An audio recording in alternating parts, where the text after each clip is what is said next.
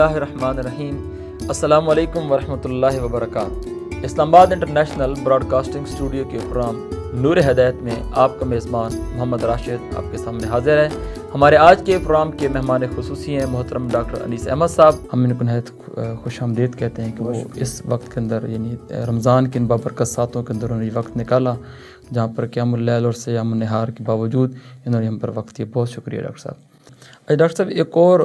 Question ہے جو اس وقت یعنی وہاں پر لوگ رہ رہے ہیں،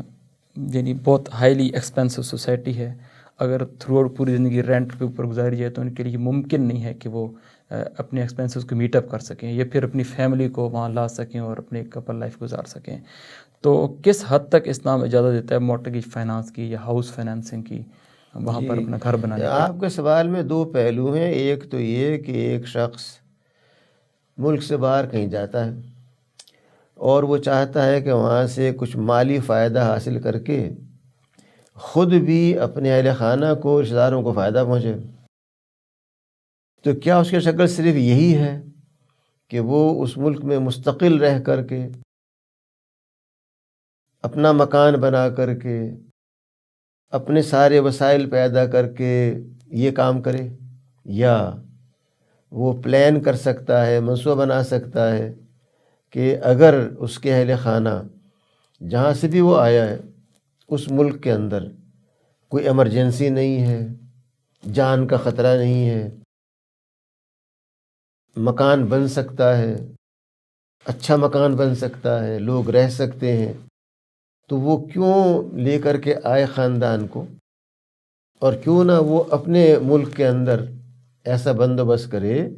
کہ اس کے بیوی بچے صحیح حالات میں آرام سے رہ بھی سکیں، ان کی دینی پرورش بھی ہو سکے۔ اگر ایسا کوئی امکان نہیں ہے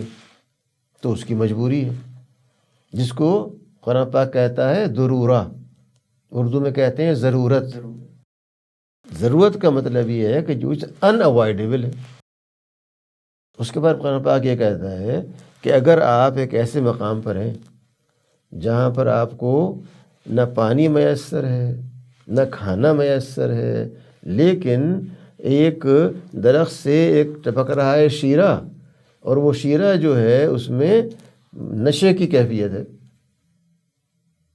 تو کیا آپ اس بنا پہ کہ اس شیرے میں نشہ پیدا ہو جائے گا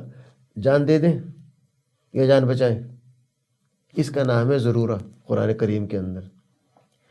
اگر کوئی شخص کسی ایسے ملک میں ہے جہاں بڑا اچھا جاب ہے، بڑی اچھی سیلری ہے، تو کیا اس کا مطلب یہ ہوا کہ اب یہ اس کی ضرورت ہے کہ اس کے پاس ایک 2 کنال کے اوپر بنگلہ ہو، اس کے ساتھ ایک 4 ویل ڈرائیو ہو، اور ایک اس کے پاس لانچ ہو جس میں کہ وہ جا سکے سمندر میں جب تک ضرورت پوری نہیں ہوگی اس کی؟ یہ سب ضروری ہے اس کے لیے؟ عقل کا استعمال کرتے ہوئے آدمی کو طے کرنا چاہیے کہ کاسٹ بینیفٹ دیکھتے ہوئے کہاں پر اس کے لیے زیادہ ایک مفید صورتحال ہے۔ اگر وہ کسی ایسے ملک میں ہے جہاں پر خاندان کو لانے کے بعد بچوں کی تعلیم اسی نظام میں ہوگی، الگ نظام نہیں ہوگا، جو ارد گرد کا ماحول ہے اگر وہاں فحاشی ہے، عریانی ہے، اسے آپ کیسے اپنے گھر کی وجہ سے تبدیل کر دیں گے؟ وہاں کا جو ٹی وی ہے، وہاں کے جو پورے ماحول کی چیزیں ہیں، وہ سب کی سب اثرات ممکن نہیں ہوں گی۔ ان سب کا حساب لگائیں بیٹھ کے، اس قیمت کیا ہے اس کی۔ اگر اس کی قیمت یہ ہے کہ آپ نے ایک مکان بھی بنا لیا اپنا، وسائل کہیں سے آ گئے، اور آپ نے اس کے اندر سب ضروریات پیدا کر لیں، لیکن 2 جنریشن کے بعد بچوں کو نہ وہ زبان آتی اس میں آپ بولتے ہیں، نہ بچے وہ دین پہ عمل کر رہے ہیں جو آپ کا دین ہے، تو کیا یہ کاسٹ بہتر ہے اس کے مقابلے میں کہ آدمی انویسٹمنٹ اس ملک میں کرے یا کہیں اور کرے؟ یہ ہے وہ چیز جو آدمی کے سوچنے کی ہے۔ رہا یہ معاملہ کہ ایک شخص کے پاس کوئی چوائس نہیں ہے سوائے اس کے کہ یا تو وہ ہر مہینے $5000 دے، یا وہ ایک مکان خریدے جس پہ اس کو مورگیج کی بنا پر بجائے 5000 کے 1000 دینا پڑ رہا ہے، اور یہ 2 سال پر 3 سال پر پھیلا ہوا ہے۔ یہ وہ چیز ہے جس سے کہا جائے گا کہ یہ حلال نہیں ہے، یہ حرام ہے، لیکن یہ ضرورت کی بنا پر کہ وہ تجزیہ کر کے دیکھ رہا ہے کہ میں کیا کروں۔ اگلی شکل یہ کہ فرض کیجئے کہ یہ جو کچھ وہ کرنا چاہتا ہے، اس کے لیے ایک مسلمان ادارہ موجود ہے جو یہ کہتا ہے کہ ہم بغیر سود کے آپ کو قرض دے دیں گے، مکان خرید لیجئے، لیکن اس کی ایک شرط ہوگی، وہ یہ کہ مکان وہ ہمارا ہوگا اور آپ اس مکان میں کرایہ دار ہوں گے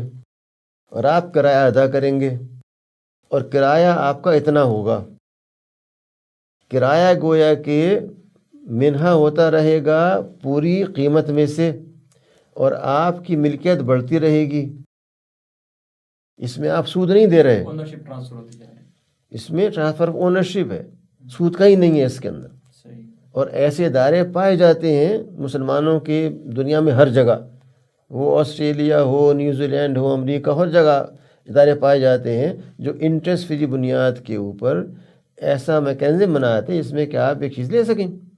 آپ کو ایک کار لینی ہے، ایک موٹر سائیکل لینی ہے، اس کی قیمت جتنی ہے وہ آپ کہتے ہیں کہ میں اس کو 5 قسطوں میں دوں گا، وہ کہتے ہیں کہ ہے تو ہمارے نام، آپ یوز کریں اس کو، لیکن اس کو آپ ہمیں 5 سال میں اتنی قسطیں ادا کر دیں گے۔ چونکہ قسطیں متعین ہیں، قیمت متعین ہے،